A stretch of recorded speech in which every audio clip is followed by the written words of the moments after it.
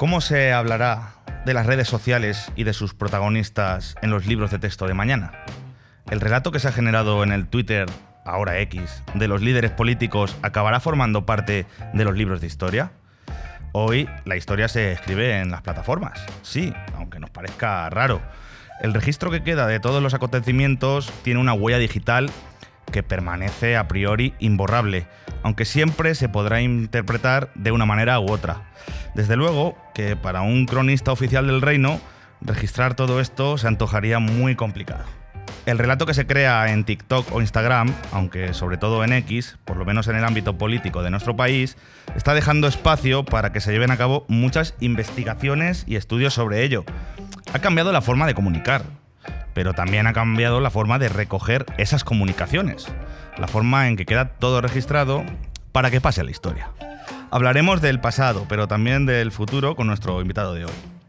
Miquel Herrán es doctor en arqueología desde hace ya unos años y es divulgador también en redes sociales.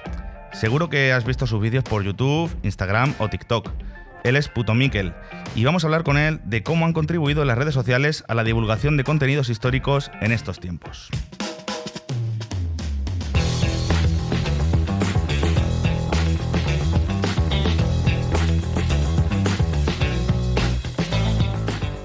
Random, un podcast del Español con José Verdugo.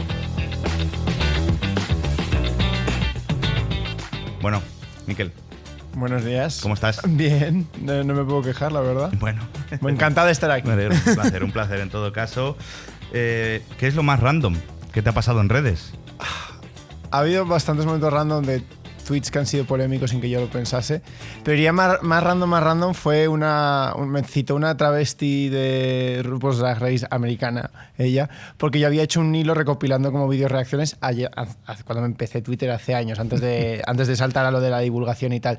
Y años después me citó un tweet porque lo debía tener guardado para reaccionar y yo como... Ostras. Claro, dije, esta persona ha estado hurgando en mi cuenta, se me hace raro, pero vamos, tampoco... Quería poner algo positivo, más que cosas random de ataques random que dices de dónde ha venido esto. A veces es verdad que la gente se centra mucho en los ataques, pero bueno, por lo menos tú has resultado una cosa sí, algo positivo. Y que se acordaran de ti, ¿no? Claro. ¿Cómo empezaste tú en este tema de las redes sociales? Porque hoy se te conoce, ¿no? Por ser divulgador de contenidos relacionados con la historia, con la arqueología también, bueno, con la antropología, ¿no? Con estas derivadas, ¿no? de las ciencias sociales, sí. Pero detrás hay una trayectoria, ¿no? Sí, bueno, yo empecé en redes sociales como usuario individual, quiero decir, sin ningún tipo de pretensión. Y lo de empezar a divulgar fue una cosa de, justo antes de empezar la tesis doctoral, yo tenía un trabajo que era más o menos de horario de oficina y tenía tiempo por las tardes y siempre llevaba muchos años con la mosca detrás de la oreja de qué se puede hacer en redes sociales, porque yo iba a conferencias académicas y me daba la sensación de que había mucho conocimiento ahí que no llegaba a cuando yo tenía luego conversaciones con mis padres, ¿no? Entonces decía, joder, este es un terreno que me parece que puede dar de sí, pero también pensaba en ese momento que no sería visto como algo serio o lo que sea. Entonces dije, bueno, pues antes de empezar la tesis voy a dar la oportunidad a esto. Si luego ya empiezo la tesis y no tengo tiempo, no me ha gustado, no ha surgido lo que sea, pues ya me centro en lo académico y ya está, ¿no? Pero al final como que pude compaginar más o menos las dos, con sus más y sus menos, y tiré para adelante. Empezaste en YouTube, claro, y sobre todo. Sí, empecé sobre todo en YouTube. O sea, yo antes de eso solo usaba Twitter y para quejarme de mi vida.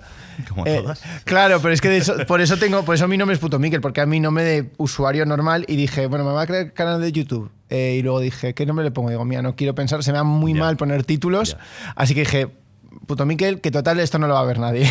Y aquí seguimos. Bueno, y de un Puto Miquel, ¿no? De quejarse, ¿no? De todo en Twitter, a un Puto Miquel que ahora es un rostro de divulgación, ¿no? En el contenido actual de las redes sociales. ¿Cómo decidiste también luego meterte ya en los derroteros de Instagram, de TikTok, que imagino que es un paso natural? Sí, es un poco... O sea, por suerte o por desgracia, las redes como que te exigen un poco estar en todo, porque... Por un lado surgen plataformas nuevas, o sea, yo cuando empecé no estaba TikTok o no era tan conocido directamente. Y como que luego unas plataformas se copian a otras, ¿no? Ahora YouTube, por ejemplo, está promocionando lo de los Shorts, que son al final una copia de los Reels de Instagram, que es una copia de TikTok. Entonces, como que todo eso ha ido... Todo eso te encabeza a decir, bueno, pues tengo que diversificar un poco y estar un poco en todo... Adaptar el formato, porque claro, yo no puedo hacer los vídeos que hago en YouTube para Instagram, porque tienen que ser cortos.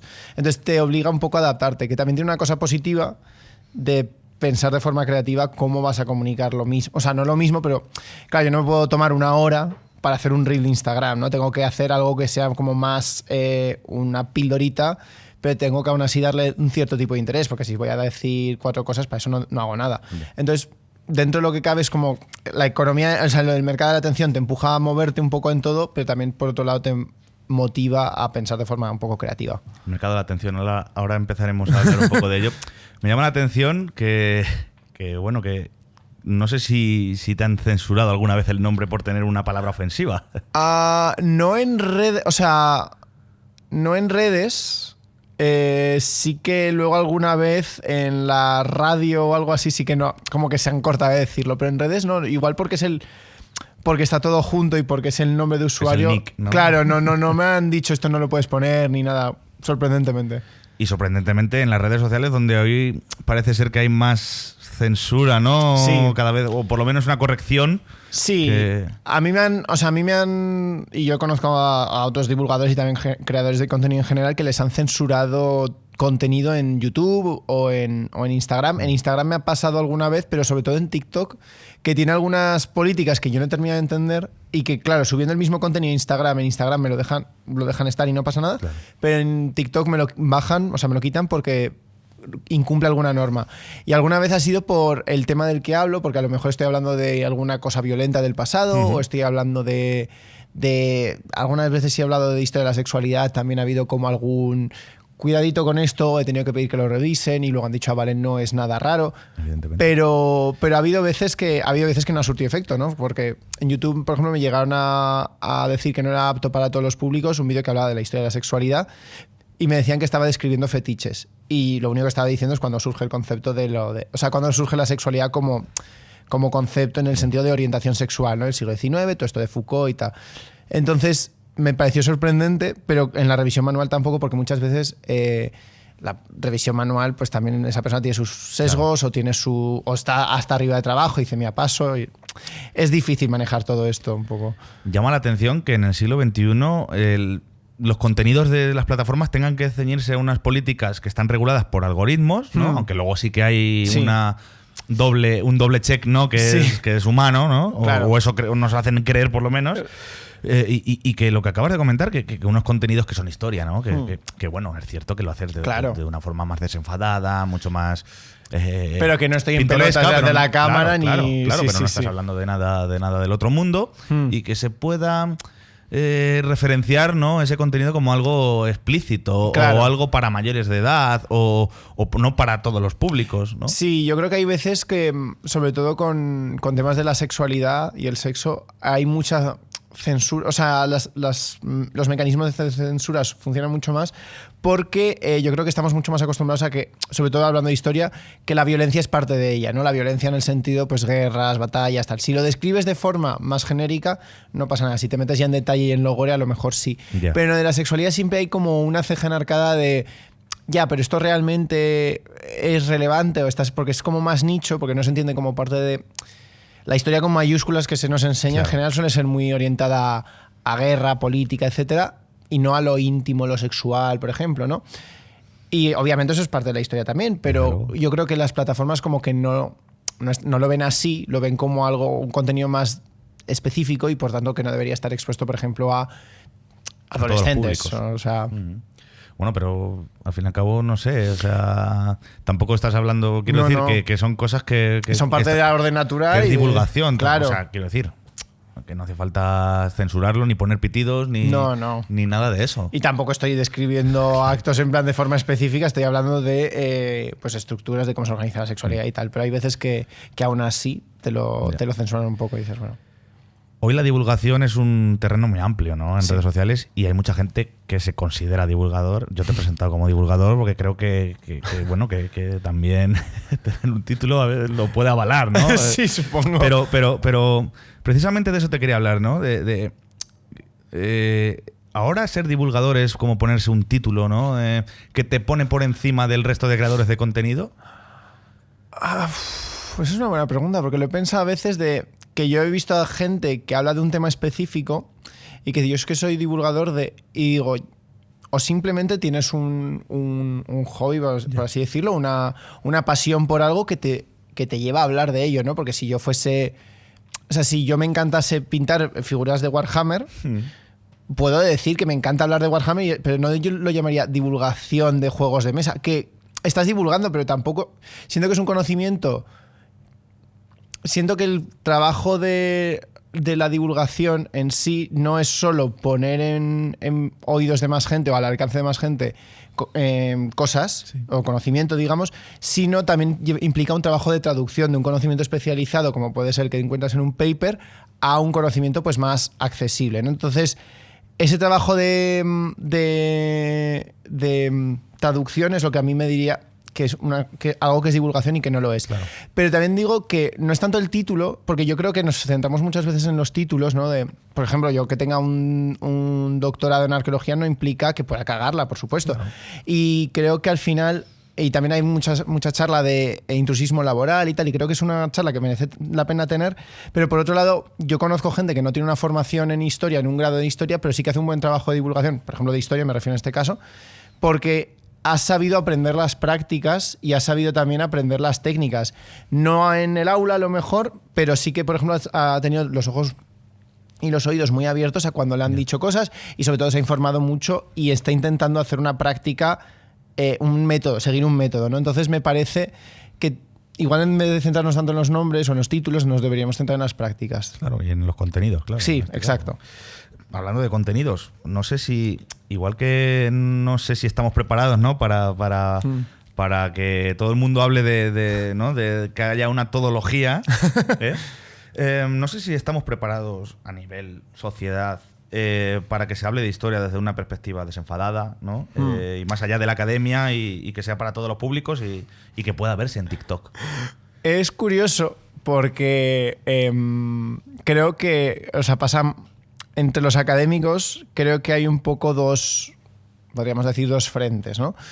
Por simplificarlo mucho. Creo que hay muchos académicos que son muy conscientes de los errores que se cometen al hablar de historia, por ejemplo, o sea, me ciño a lo que yo conozco, ¿no? De sus disciplinas, pero en el caso de la historia, pues de cómo se habla de ella en política, en los grandes medios, etcétera, cómo habla gente que no tiene ni la formación, pero tampoco el conocimiento, la especialidad, etcétera, ¿no? Y se dan cuenta de eso, se dan cuenta de que a lo mejor la academia ha estado como muy centrada en sí misma, muy aislada, y por tanto se dan cuenta de que hay que romper un poco eso y valoran de forma positiva los esfuerzos que hago yo, que hacen otros divulgadores. Y creo que hay otros que sí que lo siguen viendo como sí, eso está bien, pero no hay que frivolizar. Claro. Y, pero es otra cosa, ¿no? Claro. Entonces yo he oído a gente hablando de mí en ambos casos. O sea, historiadores que respeto un montón, que he leído desde la carrera, que me han dicho, joder, o sea, yo no lo voy a hacer porque yo ya soy catedrático, tengo no sé, o sea, ya no me va a vestir delante de una cama de lagarterana y me va a poner a hacer esto, no es lo mío, ¿no? Pero ole tú por estar ahí, y otros que dicen, está bien que lo haga, pero no debería frivolizar tanto, y a veces prima el formato sobre en vez del fondo, ¿no? Entonces yo creo que sí que hay una dicotomía de que en la academia se han dado cuenta de que algo falla a nivel de... Sobre todo en historia, porque en historia la historia está siendo utilizada todo el rato a nivel político y a nivel mediático. Entonces, muchas veces pasa una polémica, agitamos el puño, nos enfadamos, pero luego la polémica ha pasado y nadie se ha acordado de la gente que ha protestado, digamos, ¿no? Es como, en vez de protestar, en vez de esperar a que llegue la polémica, a lo mejor deberíamos crear una base en la que haya... Sobre todo porque creo que en el nivel de ciencias puras, ciencias naturales, etcétera, sí que hay un trabajo de divulgación que lleva décadas. O sea, nos podemos ir a Félix Rodríguez de la Fuente, ¿no? A Cosmos, todas estas. Pero en ciencias sociales y en historia también, como que no... Algo falla, ¿no? Algo falla, como que no hemos tenido ese trabajo anterior que teníamos, el trabajo Canal Historia, pero luego a eso se ha llenado de documentales sobre aliens. O sea, entonces creo que hace falta como que valoremos más la historia o las ciencias sociales en general como disciplinas que tienen un método y por tanto que hay que respetar ese método y que no es en plan yo me he leído un libro de la Segunda Guerra Mundial y por tanto ya sé, ¿sabes? ¿Y es fácil hablar de historia dentro de TikTok, Instagram o YouTube? Yo diría que en YouTube es más o menos fácil porque es un formato muy abierto y o sea, yo al final me gusta mucho meter marcos teóricos, etcétera, Claro. etcétera, que en TikTok no me da tiempo, ¿no? Creo que Instagram funciona muy bien para... Bueno, y supongo que TikTok también, pero funciona muy bien para lo que vienen a ser pildoritas. Y como exigen una cierta frecuencia, tú puedes a través de esas píldoras ir como aumentando la dosis, por así Claro. decirlo, ¿no? Pero creo que para un discurso más redondo, un análisis más en profundidad de un fenómeno o un marco teórico o un proceso de larga duración, digamos, necesitas un formato más largo que te lo permite, pues por ejemplo, eso, YouTube. Es cuestión de adaptarte a qué quieres decir, pero también como todo al final gira en torno... Es un poco malo decir esto, pero gira en torno a que la gente crea una relación parasocial contigo como divulgador. Si la gente te sigue en TikTok y luego te descubre en YouTube, va a haber otra forma de comunicar, pero eres tú sigue siendo tú el que se lo está comunicando, entonces a lo mejor se presta más atención, digamos, ¿no? Entonces, dentro de lo que cabe, creo que hay que tocar muchos palos y saber cómo tocarlos. En estos tiempos en los que, claro, lo acabas de comentar, los contenidos que hay en TikTok, sin ir más lejos, son de 1 minuto, ¿no? Muy breves, Sí. muy intensos también. Sí. ¿Cómo simplificar, cómo adaptar categóricamente, ¿no? De hecho, un tema o una historia. O sea, quiero decir, Claro. o un proceso o un breve episodio, ¿no? De tiempo, una época. ¿Cómo adaptarlo? Y sin ser pretencioso y sin crear un relato manipulado, ¿no? Claro, no, y yo creo que el riesgo que tiene TikTok, por ejemplo, o sea, y esto es muy fácil, en YouTube la retención de audiencia es de, o sea, mínimo 30 segundos suele Claro, ser, ¿no? sí. Cuando se va la gente, porque normalmente han hecho clic, entonces han decidido ellos mirarlo, mientras que en TikTok, como te van saliendo como si fuese una traga perras, la retención suele ser en torno a los 3 segundos. O sea, tú en 3 segundos tienes que, no obviamente contar todo, pero soltar el titular. El gancho. Claro, entonces funciona mucho por clickbait al final, que claro, no es algo que muchas veces muchos historiadores hemos achacado a los periodistas Sí, y al final es verdad. es que es el formato y el formato te empuja a ello también.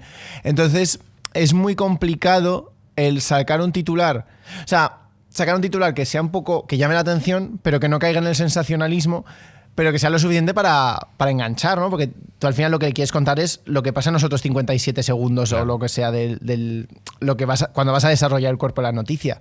No te vale con que la gente se quede con el titular. Entonces, creo que sí que es verdad que esos 3 segundos, si sirven como gancho, luego tampoco es tan malo el haber pulido un poco los detalles, pero es verdad que hay mucho riesgo de caer en malas prácticas y sobre todo también porque como TikTok es una plataforma que te exige estar... O sea, yo se lo he oído a mucha gente, porque yo no estoy mucho en TikTok, pero se lo he oído a mucha gente de que tienes que crear contenido todos los días y tienes que estar ahí todos los días. Y claro, Dopando al algoritmo. sí, y no te da tiempo. O sea, no te da tiempo a hacer... No te digo que tengas que hacer una investigación de tesis para un TikTok, obviamente, ¿no? Pero al final que vas a estar recurriendo a la Wikipedia, artículos de blog, etcétera, que no están mal, obviamente, pero ahí se te van a colar un montón de bulos y no vas a tener como el tiempo para hacer para decir... Un check, ¿no? Claro, un check.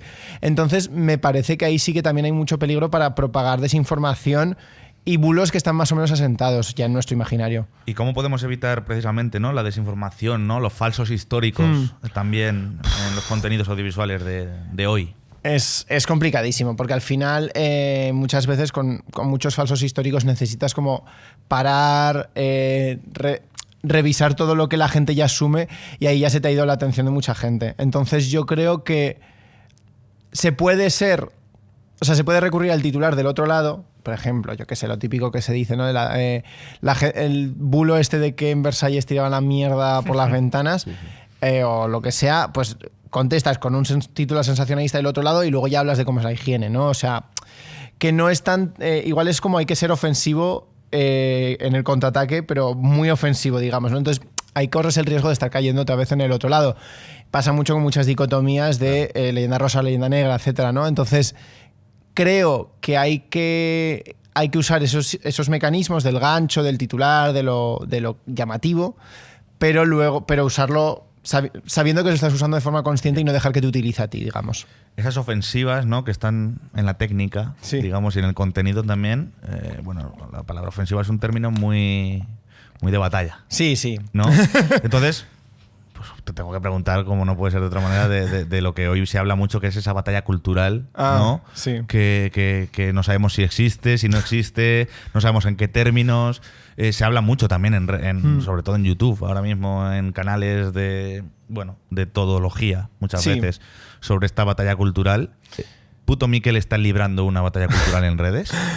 Yo diría que sí, hasta cierto punto es inevitable, porque yo creo que hay muchas cosas que no es que tú libres una batalla cultural, sino que te metes... O sea, hay temas de conversación que de repente son metidos en la batalla cultural, aunque inicialmente no tuviesen mucho que ver, ¿no? O sea, es como si de repente dijésemos que si a los que les gusta la tortilla de patata con cebolla es una cosa y... Claro.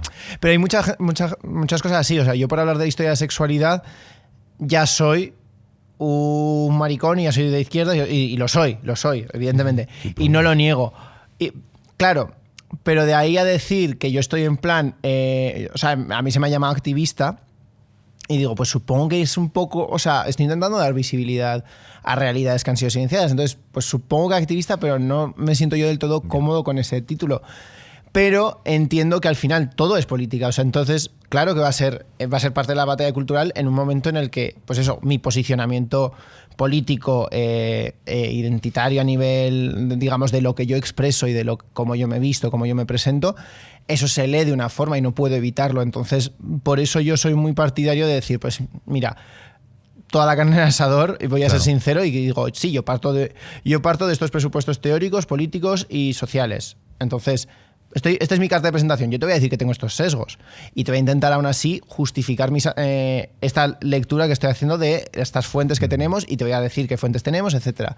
Pero toda investigación está, o sea, todo conocimiento está situado. Entonces también es verdad que yo como divulgador aprecio la honestidad en ese sentido. Entonces a mí no me pasa nada con que un divulgador tenga sus sesgos que sean contrarios a los míos, podríamos decir.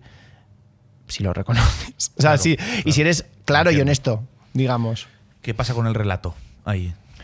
A ver, yo creo que hay unos relatos que o sea, se dice mucho lo de dato mata relato, pero creo que es mentira. Creo que la historia, o sea, al final, en la historia, y también la disciplina histórica, consiste en crear un relato a partir fundamentado en unas fuentes, con un método, etcétera, etcétera, pero sí que estás creando una narrativa, ¿no? Claro. Una narrativa sujeta a debate, sujeta a crítica, sujeta a matices, pero una narrativa. Entonces yo creo que lo de dato mata relato nos gusta pensar que somos así, pero los seres humanos somos mucho más emocionales y muchos relatos nos interpelan. O sea, el relato nos interpela y si vemos un dato que lo contradice, o lo vamos a ignorar o lo vamos a saber integrar. Que las contradicciones son evidentes y siempre va a haber contradicciones, pero me refiero, siempre vamos a estar más por la labor de buscarle fallos a ese dato, claro, por así decirlo, que de cuestionar nuestro propio relato.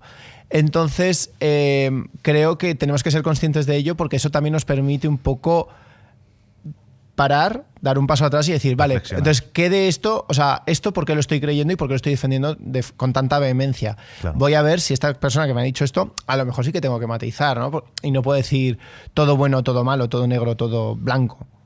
Hoy hay un relato también con tintes nostálgicos, ¿no? Sí. Aunque dentro de la historia que no es nostálgico, ¿no? Claro. ¿Cómo hablar de la historia sin enmarcarse, ¿no?, en lo que hoy entendemos como nostálgico, ¿no? Sí.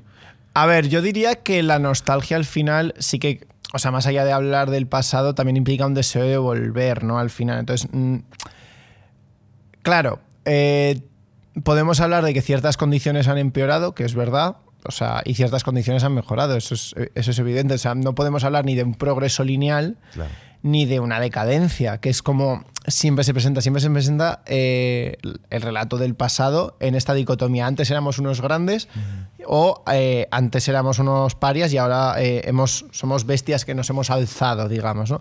Entonces, creo que hay que saber en todo momento que estás hablando de... O sea, ser muy claro con que estás hablando de un contexto concreto y de un aspecto concreto de la sociedad, porque la sociedad es muy compleja. Entonces, si hablamos de derechos sociales, por ejemplo, pues vamos a decir, oye, pues hemos mejorado bastante, ¿no?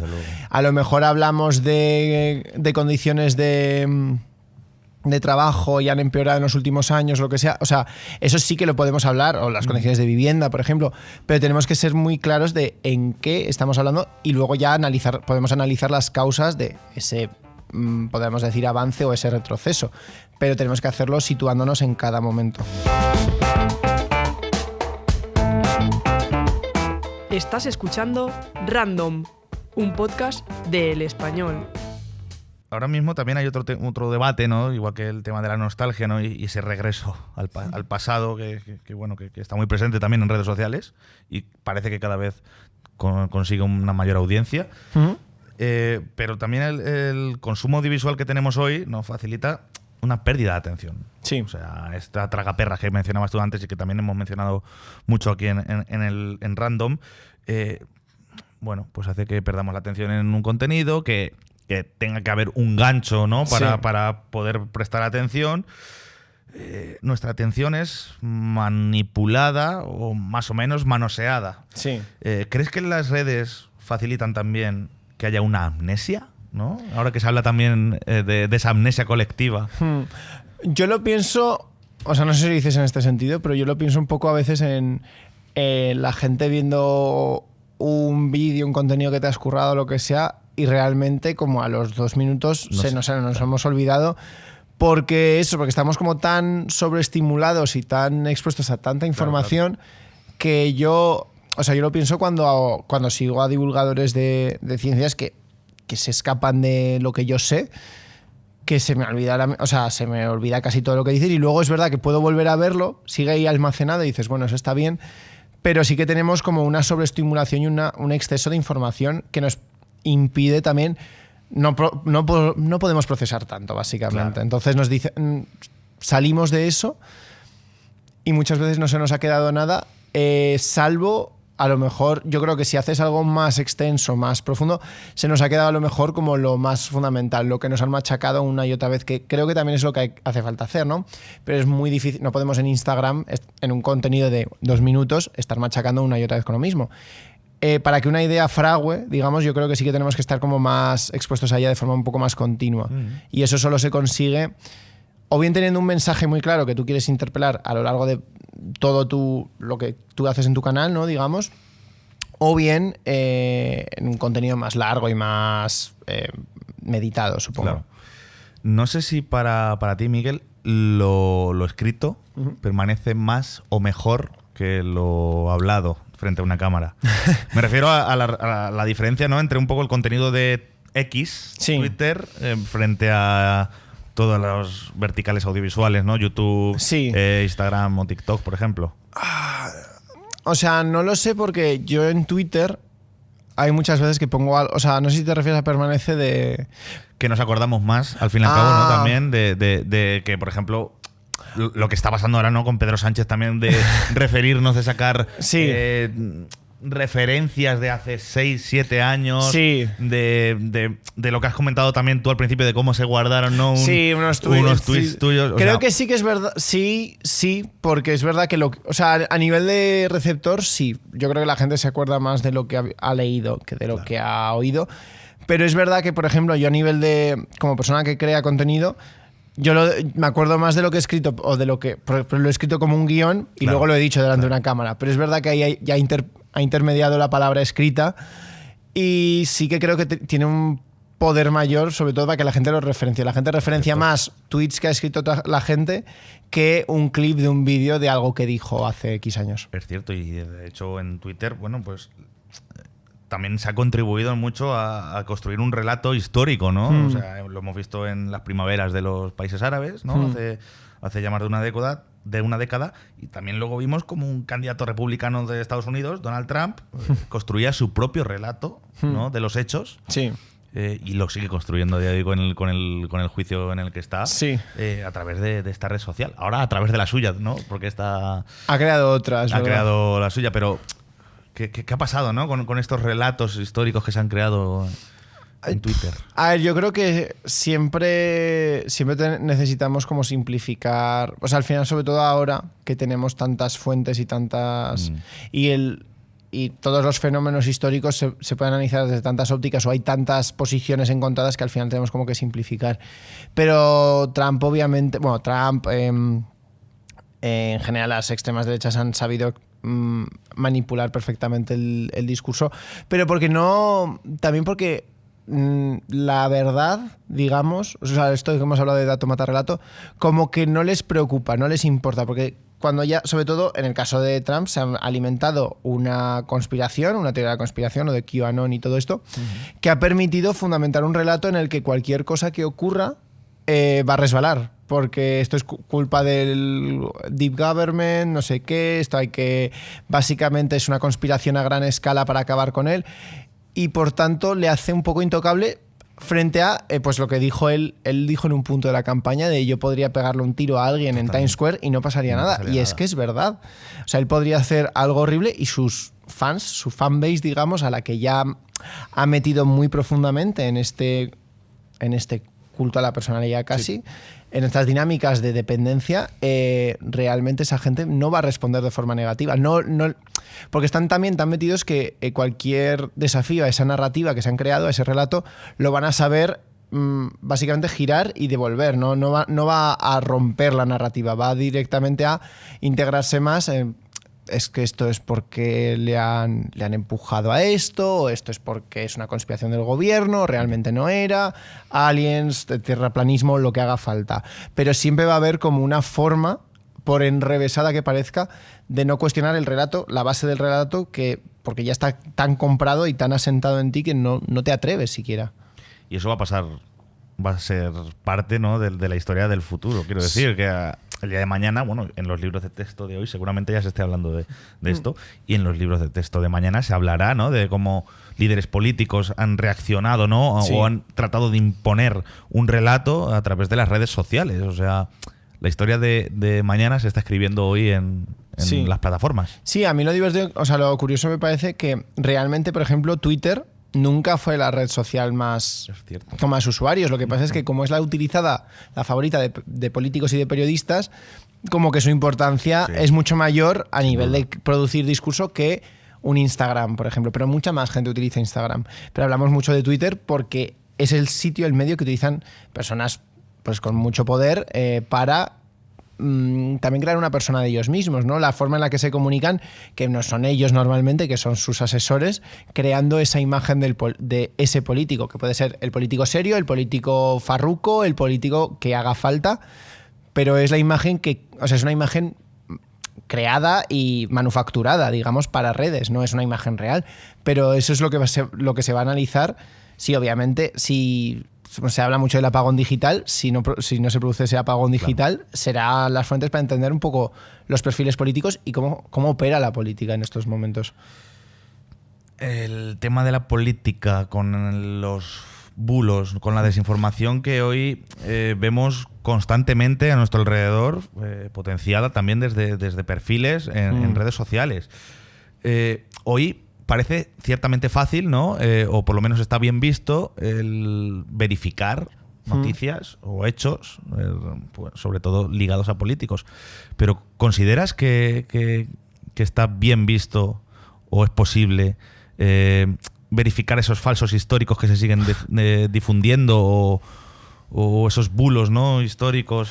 Pues, o sea, yo creo que pasa mucho que hay un escándalo, porque se utiliza mucho en política ahora mismo la historia. Bueno, ahora mismo yo creo que siempre, ¿no? Pero últimamente hay como relatos que están muy, muy asentados.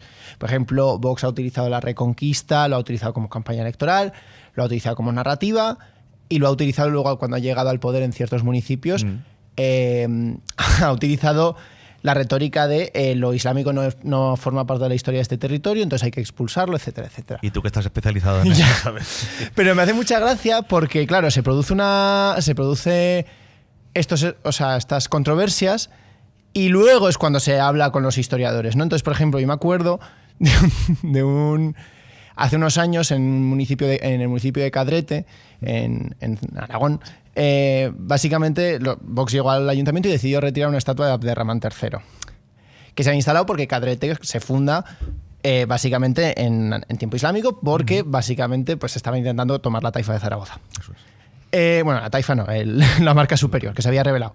Y el caso, que cuando pasó eso, todos los titulares de todos los medios que iban a cuestionar a Vox o en contra de Vox o lo que sea, bueno, que iban a hablar de esta polémica no dando la razón a Vox, siempre se centraban en lo mismo, que era que Abderramán III no tenía sangre, o sea, que su madre era vascona y por tanto que tenía sangre ibérica, no tenía casi sangre árabe, etc. Digo, ya, pero es que si hablamos de eso... Bueno, de hecho hubo titulares que decían no tenía casi sangre musulmana, que eso no existe también. Entonces dices, bueno, ¿cómo estamos hablando de este tema, no? Pero sobre todo era, como hemos hablado con historiadores que nos han dicho que Abderramán III realmente sí que era español porque tenía sangre vascona. Y es como, no es eso. Lo importante de ahí es hablar, por ejemplo, de que Abderramán III es parte de la historia de la península, porque es parte de la historia de la península, se le llamó rey de Hispania porque era el monarca, o sea, el gobernante. ¿No? En esa época también. Sí, que tenía más poder sobre la península ibérica en ese momento, Hispania, y tenemos que hablar de cómo él creaba su identidad, pese a que su madre fuera vascona y su padre fuera árabe, porque su filiación era árabe, por mucho que fuera rubio. Es que me da igual si era rubio de ojos azules o moreno de ojos verdes, es que me da igual. Tenemos que hablar del fenómeno cultural, de cómo se produce, y también tenemos que cuestionar el por qué tenemos este problema en España en el siglo XXI de hablar del pasado islámico de la península, ¿no? Porque siempre lo vemos como algo apartado. Entonces, si esperamos a que se produzcan esas polémicas por el uso retórico que se hace en política, tenemos las de perder, digamos, ¿no? Entonces hay como que dar un empujón a precisamente crear las bases de cómo hablar de, pues en este caso me he ido al Andaluz porque es en lo que estoy especializado, pero tenemos como que crear esa base de decir cómo integramos distintos elementos de la historia de un territorio en un relato que no sea un relato nacional exclusivista, sino que sea un relato un poco más integrador. Más diverso. Bueno, y real y fijado en la historia. Claro, porque al final se puede ver de muchas formas, pero lo que no se puede es excluir, ¿no? Claro. Una realidad. Decir que aquí no llegó nada, ¿no? Claro. Entonces ya está. Al fin y al cabo, claro, ahora pienso que cuando tú te pones a crear contenidos sobre historia, hay gente que puede pensar, esto es café para muy cafeteros, ¿no? Puede ser. Por la intensidad, ¿no? O sea, ¿tú cómo lo ves?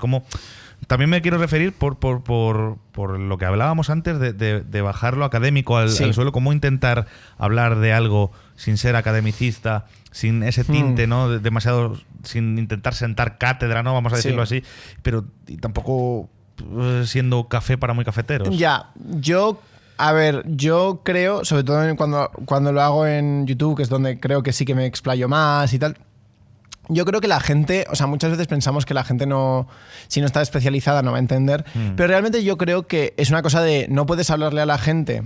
O sea, la gente no es tonta, la gente no le puedes hablar, obviamente, con conceptos que no ha oído antes y a los que no se ha tenido que enfrentar antes, porque tienes que acompañar a la gente en el mismo trayecto que has hecho tú para conocer esa información, ¿no? Y ahí, pues, quiere decir que no uses palabras muy rimbombantes, quiere decir que si usas un concepto, porque dices, este concepto es el que mejor lo explica, expliques qué quiere decir ese concepto y qué quieres decir con ese concepto, y que por tanto des las herramientas para que la gente lo sepa. Obviamente luego tú puedes dar más herramientas, o sea, yo pongo bibliografía en mis vídeos y yo sé que el 99,9% no mira esa bibliografía. Lo entiendo, pero ahí está por si alguien quiere saber más, ¿no?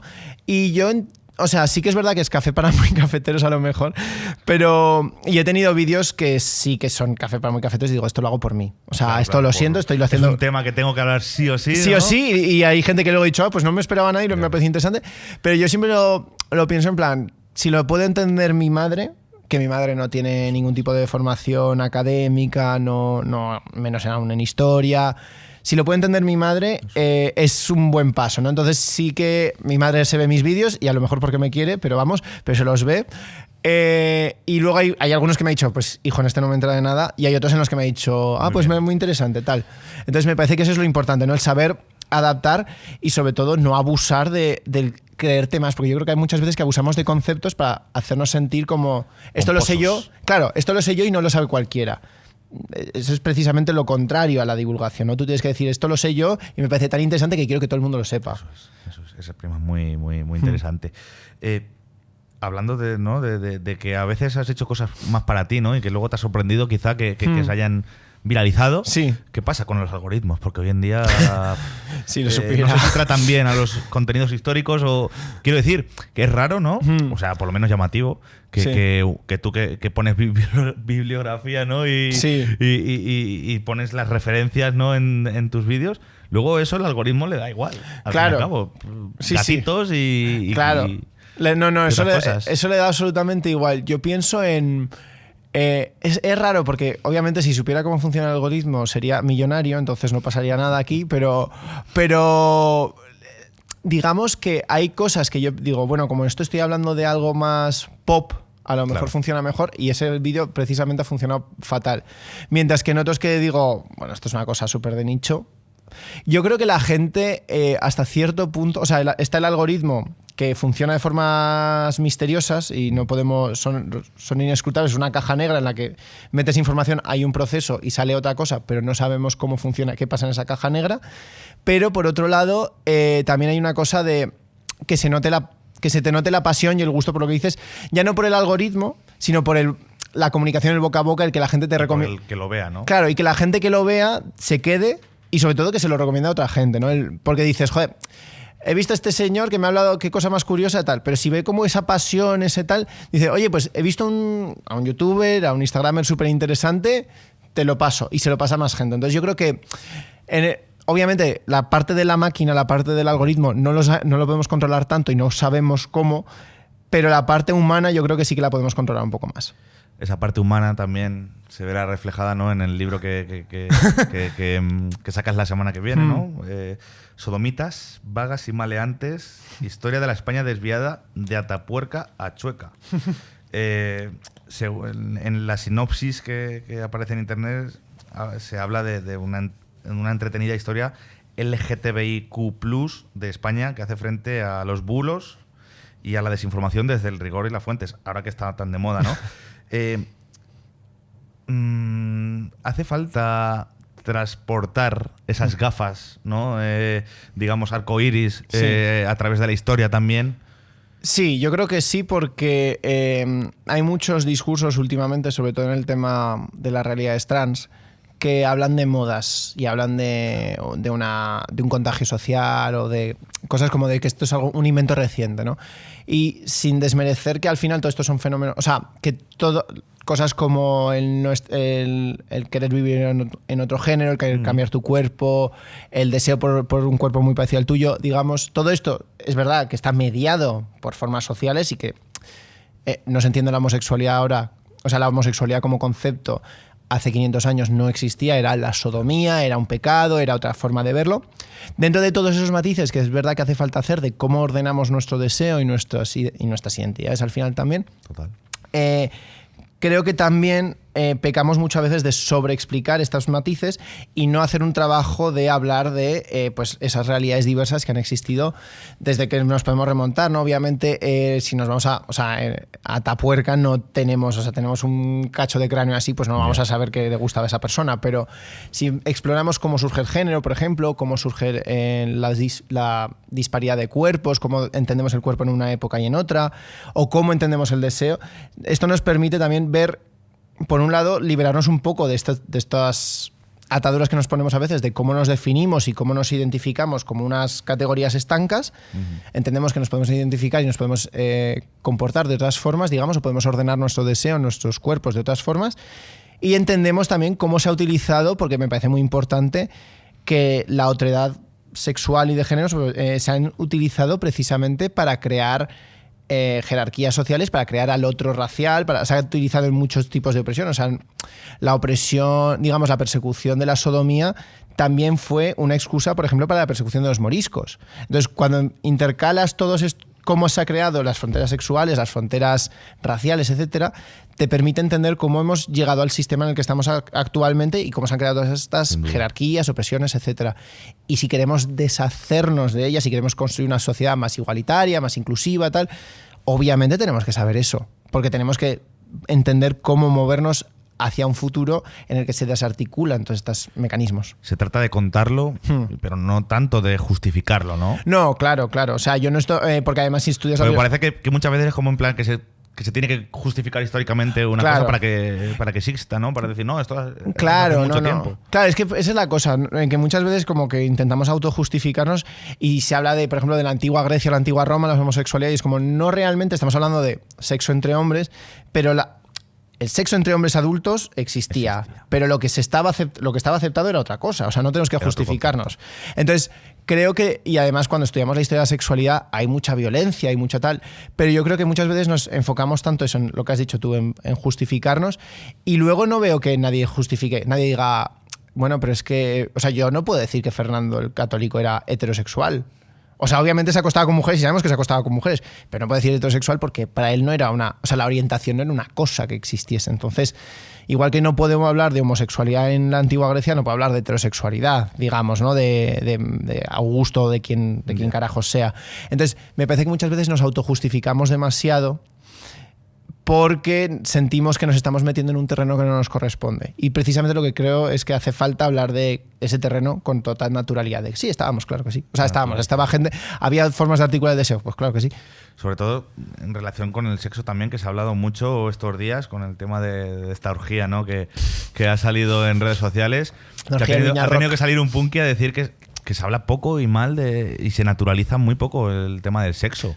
Sí, pero precisamente el sexo, o sea, quiero decir, sin comparar el lugar que ocupaba el sexo en Roma con ahora que digamos que hay una moralidad que está muy influida por el cristianismo, luego está muy influida por valores cristianos, luego está muy influida por valores burgueses, el sexo es algo que ocurre en la privacidad de tu hogar y tiene que ser con un fin reproductivo, digamos, ¿no? Entonces, evidentemente lo del fin reproductivo ya nos lo hemos quitado, ¿no? Ya sabemos que el sexo es para otras cosas. Sí, ha sido una losa pesada, pero nos la hemos quitado. Sí, ha salido. Pero aún así es verdad que seguimos hablando del sexo dentro de la familia, dentro de la pareja monógama, claro, del hogar, en espacios obviamente pues privados.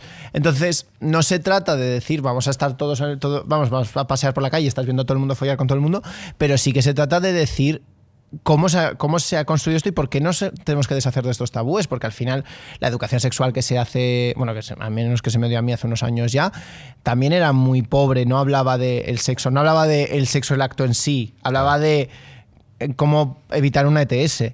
Y dices, ¿y por qué no hablas del consentimiento, de los límites, del placer, etcétera?